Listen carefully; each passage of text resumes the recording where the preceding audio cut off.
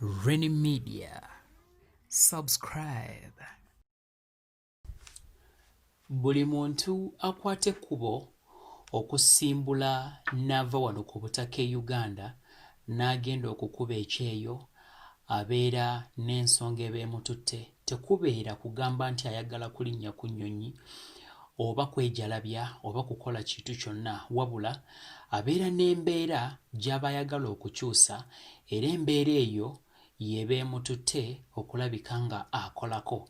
Naye kiruma nnyo okubanga omaze okuva ku butaka ne weeresa ensi y'okwammwe n'otambula n'ogenda yonna gy'oba ogenze, n'oyita mu kunyigirizibwa okw'enjawulo, n'oyita mu bulumi obw'ekitalo, okukoowa okutagambika, kw'ogatta n'okuba ng'oyisibwamu amaaso ng'olinga ggwe atali muntu, n'okyungibwa nga bwe basanze, n'okolebwa ebintu bingi ebibi, naye n'oguma kubanga oba n'ekyo ky'oyagala okubanga otuukiriza. Naye kiruma nnyo okubanga ate ebyo byonna omaze okubanga obiyitamu n'okwata ekkubo okudda ku butaka nga eyandisanze ebirungi ate osanga bikyamu. Sinakindi n'obeera nga otuuse wakati awo ne wabeerayo omuntu ava eyo ate n'akuzannya obuzannyo yoga ng'akasente k'obadde osevinzeewo ke weeterekedde ate nakaakuwuliise nako agenze. Oli ku mukutu Renny-Media, mpita Renny Rogers kubeera ge mannya gange. Obubaka obwaleero neera ndeese bwa bannyinaffe kw'ogatta ne baganda baffe, naye basically bujja genda nnyo eri bannyinaffe abali ku kyeyo, abo abagenda okuba nga bayiiya okulaba nga babaako embeera ezimu ze batereeza. Well, waliwo obufere obugenda mu maaso mu ggwanga right now n'emabegakaawo, nga obufere buno bukolebwa abantu b'otayinza kusuubira nti be bakirimu. Abantu bano basinga kubanga beerimbika mu kuba nti bazungu oba bakozesa ebifaananyi eby'abantu abeeru, kugatta n'okuba nti tebasindika maloboozi, tebakola kintu kifaanaganako bwe kityo. Naye nga abantu bano bagenda ku mikutu egya social media okugeza nga Facebook, kwogatta ne Instagram, era nga bana bawala abasinga bali ku kyeyo musinga kubeera nnyo ku Facebook nga gye mumalira obudde bwammwe oba gye mumalira ebiseera byammwe eby'eddembe. Kaakati nno abantu bano ate gye basiŋŋaanibwa. Abantu bano bajja nga beerimbise mu kifaananyi ky'okuba nti bakukwana, bakulaga omukwano ogw'enjawulo, bakuwaana obugambo obulungi, yoga nga naawe oyitise. Bakitwala okuba nti omuntu ali ku kyeyo abeera desperate okubanga afuna omuntu gw'agenda okuba nga abeera naye ng'avudde ku kyeyo. Ne beerabira okumanya nti abamu bali ku byeyo ng'ebintu ebimu baabyesonyiwa, ate abalala bali ku byeyo nga bayina abantu baabwe ku butaka. So abantu bano bw'ajja mu inbox yo atandika n'okugamba ebigambo nti yalabye profile yo n'agisoma era n'emunyumira nnyo. Okuva awo atandika okukwana, atandika okugamba ebigambo ebirungi, atandika okukuwa akadde, atandika okubanga buli lunaku yasooka okuyingira inbox yo, buli lunaku yasooka okubuuzaako, mwattu nga takuwa wadde ka space mu breathingira mpaka wootuuka n'ogamba nti ye abaffe omuntu ono ng'ali serious nnyo, leka mbeere nga muwa short.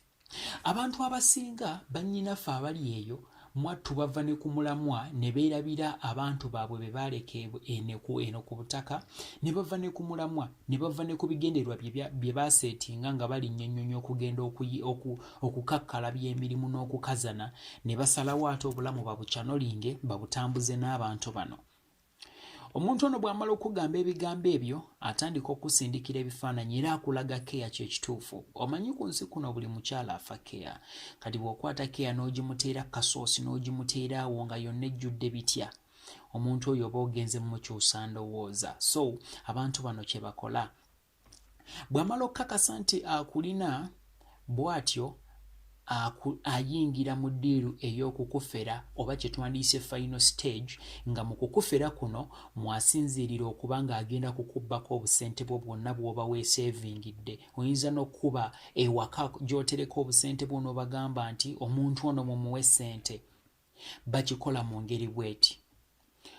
Abantu bano bakusindikira messages ez'ebifaananyi nga ziraga ebintu ebirungi nga bw'oziraba bwe ziyitawo ku screen yaawo, nga bakwebaza, oli mulungi nnyo bannange, so munnange okukulaga nti nkwagala nnyo, njagadde nkugulireyo ko akalabo, njagadde nkugulireyo ebintu bino mbikusindikire oba mbisindike ewammwe gy'oli. Asooka kubuuza mulimu gw'okola naye n'akwettottolera n'akubuuza gy'obeera biki asobole okufera obulungi. After time ate akusindikira ebifaananyi bino n'agamba nkugulidde iPhone, nkugulidde kino, ntaddemu ne ssente enkalu, n'azikukubira ebifaananyi n'obirabako nga bw'oziraba era awo ku screen. N'amala n'akugamba nti package eno ngenda kugisindika olunaku bwe ruti era ojja kusasula bagikuwa okuva ku kisaawe. Akuwa omuntu oba asindika package eyo n'akugamba eri nnamba bweti na bino bwebiti ne bwebiti, n'akugamba nti bwe naaba etuuse omuntu ajja kukubirako. Jjukira naawe oba nekyo expectinga, and remember gwe oli eyo gy'oli, ye abisindika mu nsi yo gy'ova. Right now njogera na bannayuganda. Bw'amala okusindika package eyo oba okwefuula asindise package eno, akusigalako ng'akuli bubi era akugamba nti nja kusindika package eno naye bw'etuuka ojja kugikiriyalinga ku airport, aba airport bagikuwe, then olyoka obeere nga oyakisesinga ebintu bye nkuteereddemu. Olw'okuba nti mukyala bambi oli eyo iPhone nnene bakuwadde iPhone 11 gyakuteereddemu oba iPhone X ataddemu ne sente dollars olaba bwa 10 bukola obukadde nga bw'obona ogamba waawo kino kijja kukola. So package bw'etuuka omuntu oyo akukubira essimu n'akulimbalimba n'alyoka akugamba nti kakati package etuuse wano, manya yeggwe gundi, yeggwe kino, package yetuuse wano ku airport, so kati sindika $5 oba $4 oba $4 bweziti. Ezo zibeera mu bukadde nga kakadde kalamba mu emitwalo nga 4 oba obukadde 2 almost.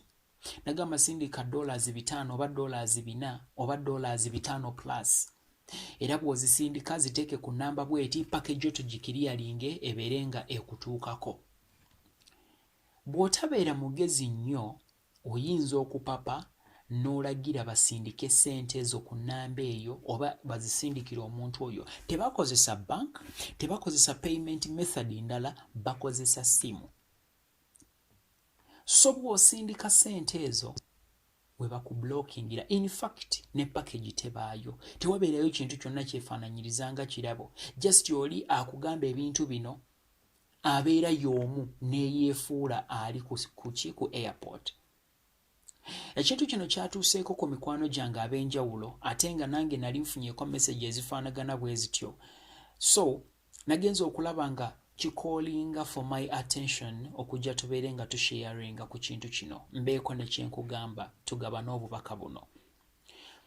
Bw'olaba message ezifaanaganako bwe ziti toliplayinga, bw'oba osobola blocking omuntu oyo. Teri muntu agenda kuva mu bbanga atandika okugamba ebigambo ebiwoomu akukwane, amale wayita omwezi nga gumu akusindikire package erimu obukadde 10, erimu iPhone 11 gw'omuntu gw'atamanyi. Teri muntu agenda kuva mu bbanga atandike kubeera nga agwa mu love naawe, then amale in a period of 2 months or 1 month akugambe nti ayagala kino bwekiti ne bwekiti. Bw'abanga ayagala kutuusa package eyo gy'oli, ndowooza kiba bete engeri gy'aba alina kasente n'abeera nga yagyekiriyalinga n'ekutuukako. Bw'omugamba nti kati kanzijjawo ku airport tubikule package kuba package eyo nsuubiramu ebintu bingi, tubikule package eyo nkusasule, tebakkiriza. Nze engeri gye kyantuukako ndowooza oli yali amanyi siri wano oba yali alaba nga siri mu Uganda n'agezaako okunfera bw'atyo.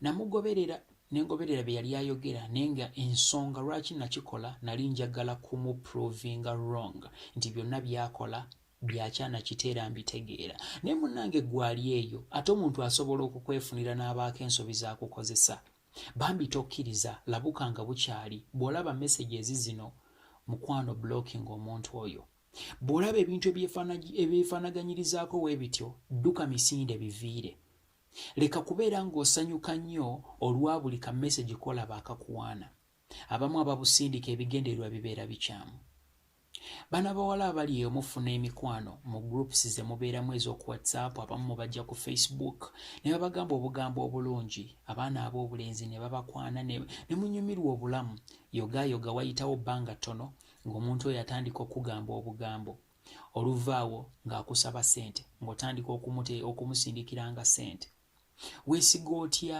omuntu afaanaganako bw'atyo weesiga otya omuntu gw'otamanyi gw'otalabangako mu bulamu bwo anyways sigezaako kubanga mbajajinga wabula bambi nsaba ekintu ekikwatagana ne ssente yo gy'omenyekedde ku kyeyo leka kumala gagigabangula bw'otyo bambi omuntu yenna nga mbutuufu simanyi bwe nsobola kyogera but respect the money you make nyiza okuba situukangayo naye embeera nkimanyi nti nzibu kiba kibi nnyo okubanga ssente ogimenyekedde ekyenkanidde awo n'emala gakuyita mu ngalo at the end of the day n'otuuka n'okudda ku butaka nga toyina ky'olagawo ky'okoleredde emyaka 2 oba 3 oba 4 nandisabye obeere nga bambi obeera aware and informed nti abafere bano ate ennaku zino bakyase nnyo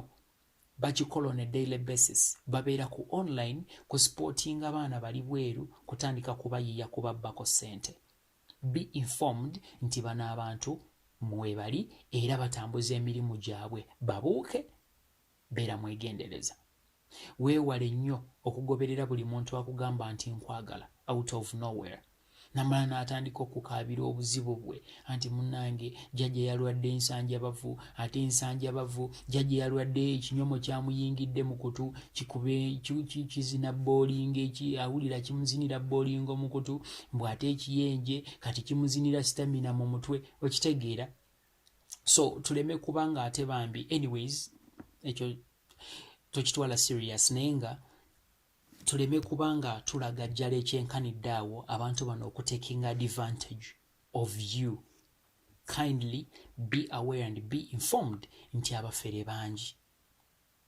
respect your kamani bambi kakwate bulungi kasobola okubanga kakuyamba okutuukiriza ebyo byakujja ku butaka information ino osobola okuba ng'ogisharingako wonna w'oba oyagadde ku Renny-Media nkuwadde olukusa olugjawo information ino okugitwala ogisharinga ku mikutu emirala obeere ng'otegeeza abalala nti babeere beegendereza obufere bungi basobola okubafera at any time possible nyongera okutumirako gwe mukwano gwange atulaba ng'osinziira Saudi Arabia, Oman, Dubai, Jordan abasinziira mu Qatar, mu Doha abasinziira mu UK, USA, Canada, Uganda abasinziira e Kenya, Tanzania, Rwanda mwenna mbaagala nnyo. Thank you for always watching Renny-Media and don't you change your selection. Wano ojja kusangawo buli kika kya information. Wandiika wansi mu comment section bw'oba wali experience nzeko ku mbeera eno otubulire gwate yakutuukako etya osanga ate ekyo ky'onaatugamba kisobola okuvaamu obubaka ate obusobola okuba nga butaasa munnaffe ali eyo atalina kyamanyi ku mbeera efaanaganako bw'etyo. Renny Rogers be my name and right about now Renny-Media. Subscribe.